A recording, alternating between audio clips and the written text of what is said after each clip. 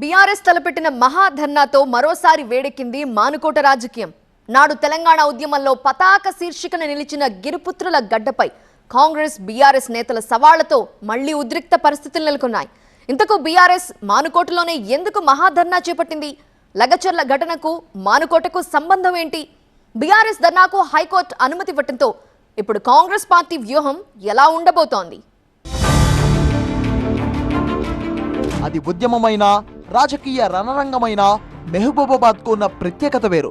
ఎంతటి కష్టాన్నైనా ఓర్చుకునే ఇక్కడి గిరిపుత్రులు ధిక్కార స్వరంతో పిడికిలు బిగించారంటే ఆ తిరుగుబాటు వేరే లెవెల్లో ఉంటుంది. తెలంగాణ రాష్ట్ర సాధన ఉద్యమానికి ఆయపట్టుగా నిలిచిన మానుకోట ఘటనే అందుకు నిదర్శనం.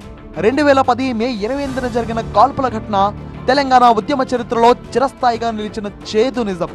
నాడు వైఎస్ జగన్ను ఓరుగల్లు పొలిమేరలోకి రాకుండా అడ్డుకున్న ఉద్యమకారులు మెహబూబాబాద్ రైల్వే స్టేషన్లో తుపాకీ తూటాలకు ఎదురు నిలిచి రాళ్ల వర్షం కురిపించారు. ప్రస్తుతం మంత్రిగా ఉన్న కొండా సురేఖ నాడు మానుకోట ఘటనలో జగన్కు అండగా నిలిచి హాట్ టాపిక్ గా మారారు. తాజాగా తెలంగాణలో మంట పుట్టించిన లగచర్ల ఘటనతో మెహబూబాబాద్ లో మరోసారి ఉద్రిక్తతలు చోటు చేసుకుంటున్నాయి. లగచర్లలో ఫార్మా ఇండస్ట్రీస్ కోసం అమాయకపు గిరిజనులను బలిపశువులను చేస్తున్నారని ఆరోపిస్తున్నారు బీఆర్ఎస్ నేతలు. ప్రశ్నించిన వారిపై తప్పుడు కేసులు పెడుతూ వారి భూములను దౌర్జన్యంగా లాక్కుంటున్నారని ఆరోపిస్తున్న బీఆర్ఎస్ పార్టీ మెహబూబాబాద్ లో మహాధర్నాకు పిలుపునిచ్చారు. మెహబూబాబాద్ ప్రాంత లంబాడీ గిరిజనులను కలుపుకొని గురువారం మహాధర్నాకు శ్రీకారం చుట్టారు. ఈ గిరిజన మహాధర్నాకు బీఆర్ఎస్ వర్కింగ్ ప్రెసిడెంట్ కేటీఆర్ సహా ముఖ్య నేతలు, గిరిజన నేతలు పెద్ద సంఖ్యలో హాజరు కావడానికి ఏర్పాట్లు చేశారు.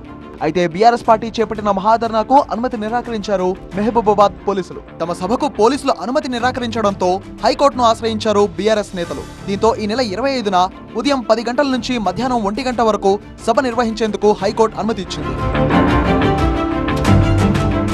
ప్రభుత్వ తీరు ఇలాగే ఉంటే మానుకోట రాళ్లకు మళ్లీ పని చెబుతామని హెచ్చరిస్తున్నారు బీఆర్ఎస్ పార్టీ నాయకులు.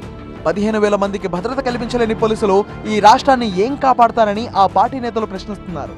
లగచెర్లలో గిరిజనుల మీద జరిగిన దమనకాండను రాష్ట్రమంతా తెలియజెప్పాలి, రాష్ట్ర ప్రజలందరూ మరి తెలుసుకోవాలి అని ఆలోచనతోని ఏదైతే ఇక్కడ ఈరోజు మేము తలపెట్టామో ధర్నను, అయిపోయే ధర్నను అనవసరంగా మానుకోటకు ఒక కొత్త సంస్కృతి తీసుకొచ్చి దాన్ని అడ్డుకోవాలని కాంగ్రెస్ పార్టీ నాయకులు పిలుపుయటం, అలాగే పోలీసులు మరి మా అనుమతి నిరాకరణ చేయడం చాలా దుర్మార్గం, అన్యాయం. ఏదైతే రాజ్యాంగాన్ని కాపాడాలని పార్లమెంట్ లో రాజ్యాంగాన్ని చూపించుకుంటూ మాట్లాడుతున్నారో అదే రాజ్యాంగబద్ధంగా మేము అడుగుతా ఉన్నాం. మాకు ధర్నా చేసే అవకాశం కావాలి.